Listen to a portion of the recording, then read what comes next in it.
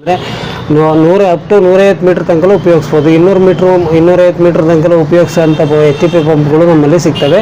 ಈಗ ತೋರಿಸ್ತಾ ಇರೋದು 150 ಮೀಟ್ರಿಂದ 200 ಮೀಟ್ರ್ ಉಪಯೋಗಿಸೋಂಥ ಎಚ್ ಟಿ ಪಿ ಪಂಪ್ಗಳು.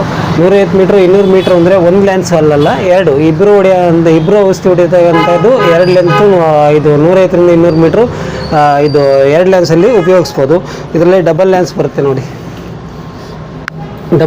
ಇದು ಪೈಪ್ ಹಾಕೋಕ್ಕೆ, ಡಬಲ್ ಲ್ಯಾನ್ಸ್ ಹಾಕೋಕ್ಕೆ, ಡಬಲ್ ಬೌಲ್ಸ್ ಪೈಪ್ ಹಾಕೋಕ್ಕೆ ಡಬಲ್ ಕನೆಕ್ಷನ್ ಇದೆ.